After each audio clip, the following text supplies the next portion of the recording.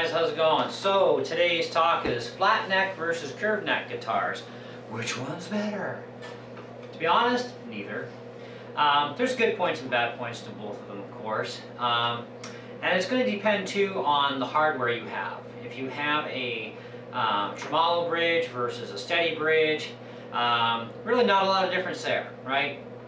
However, where the differences do come in, that can make things pretty much a bit of a drag on a flat neck guitar. This Ibanez Geo is actually a flat neck guitar, and what that is your fretboard is actually flat across, and so you can tell that by looking at the nut. You look at the distance here and the distance here, and it's totally even. Yep, you got a flat neck. Okay, now if there's a slope where you know your low E string is down and your high E string on the nut and the fretboard is up like a ramp going like a jump ramp, that's called a curved neck. Okay, and so the differences between them are a curved neck guitar is really nice in that you can get a really super low action going, and being able to follow that curve up the slope is kind of nice because you can get some really nice pitches and bends going on, and you can get some pretty incredible bending action out of a curved neck guitar once it's set up properly. In a curved neck guitar, your saddles also have to follow a curve, okay? And your strings will generally be a little bit difference of heights. It's not the same plane of existence because that's not how you get the curve in, right? That would be flat across, right? And you can get away with that to a degree, but to another degree you can't.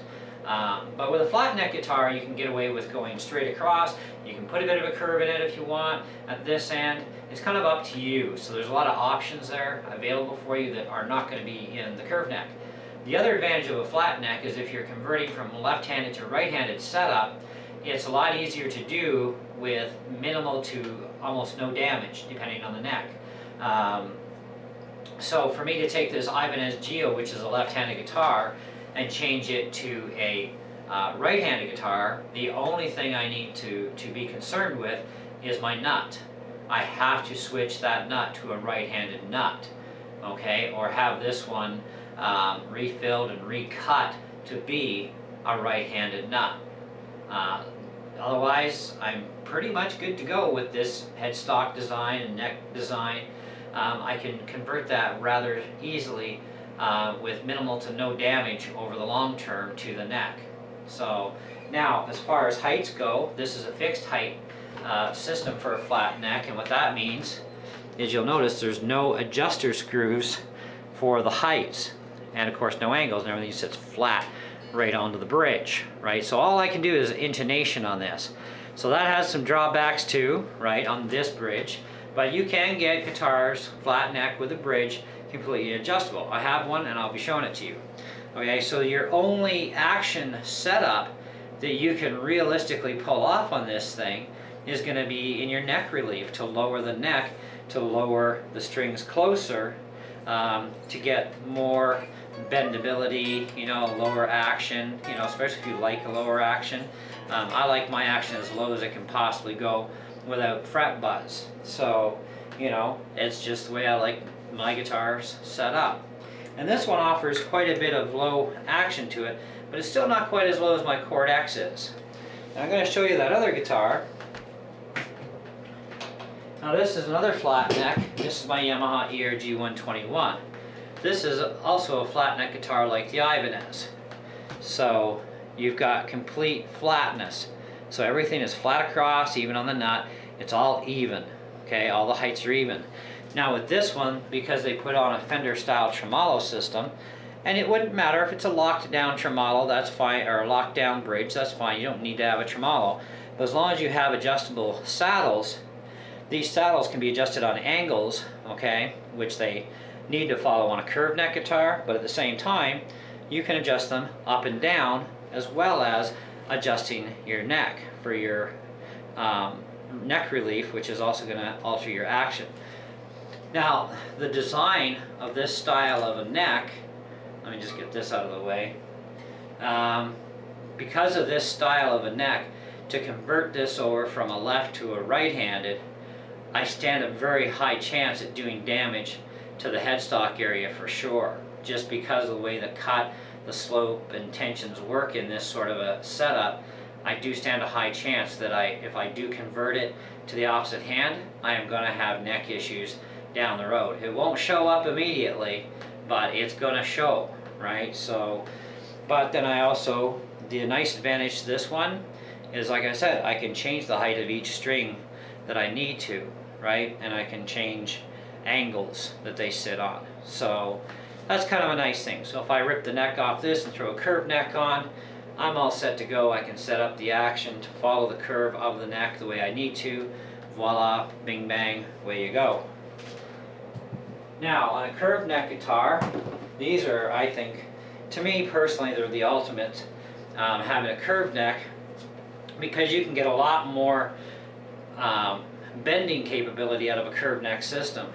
And the way this works is your low E string, you'll notice that it's there's a fairly large gap here, but at your high E string, there's not very much gap. But you can actually see in the nut itself the way it's cut.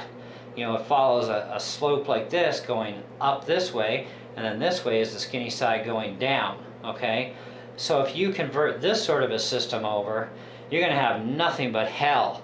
And you're going to be buzzing like crazy, you're going to have to lift the neck action way too high, and you can definitely twist this neck. So it's not going to be a very cool conversion process. So you actually need a proper right-handed neck in this case.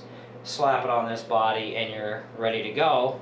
And you also have where you need to follow the curve of the neck with your saddle setup, and of course your string heights are going to each be individually different heighted in order to follow that curvature, okay? But you have a lot more playability. So now you've got here that you can, you know, change angle and curve to follow the curve of the neck. Plus you've got neck relief as well, you know, that you can use to lower your action quite dramatically. I always play with my neck first, and then I go into the saddle network last, because once you start messing with here, you're also going to be messing with your intonation every time you make adjustments. So you're going to want to do this with brand new strings on it when you're setting up your guitar properly.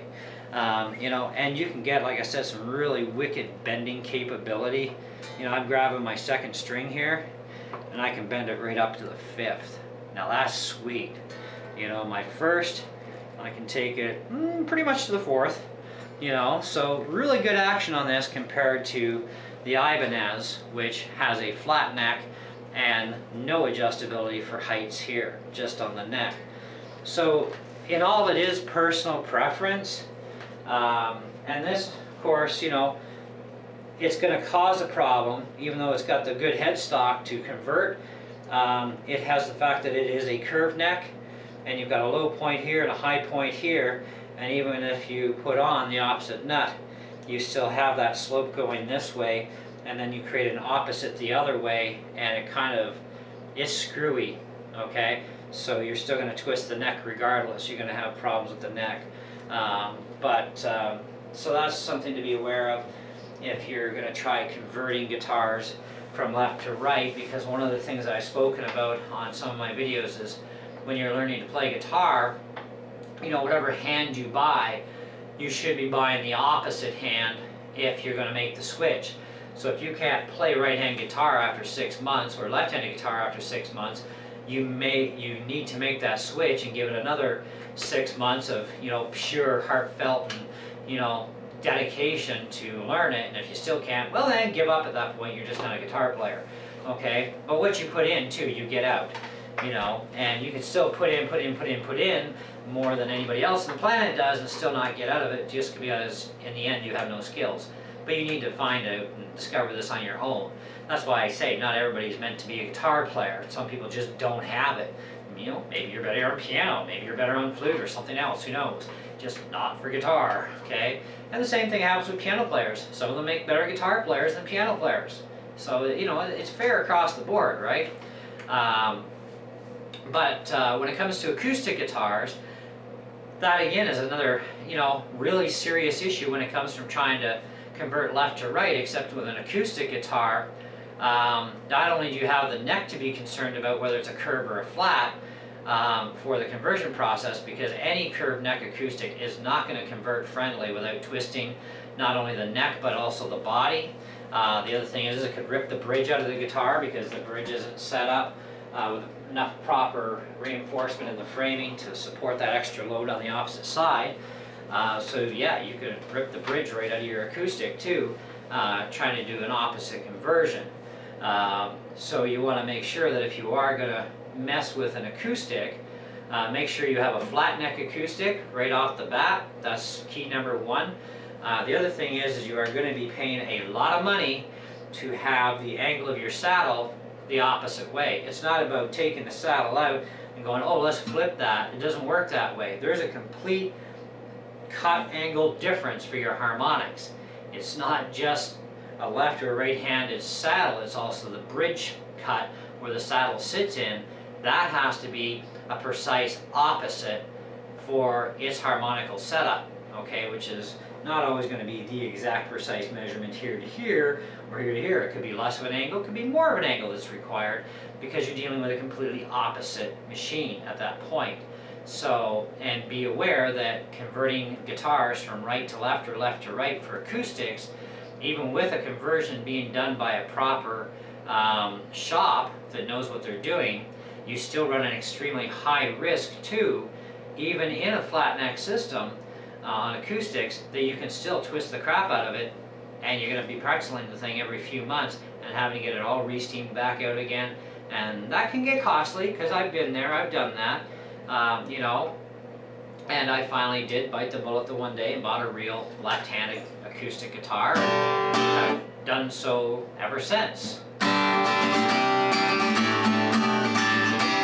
I've had fun, of course, converting electrics from left to right, you know, and had some experiences there knowing what works and what doesn't for different neck styles and the kind of damage that can or cannot occur depending on the neck setup style, mostly in the headstock, is my biggest concern with that. Plus, like I said, curved neck. Any curved neck electric I've ever tried to convert is virtually impossible to set them up properly, and they still become very unplayable because you still end up with a very low action in the end, on the top end, and still way too high as you go down, and you still have that oppositeness to it, right? So that's what screws you up big time on trying to do conversions.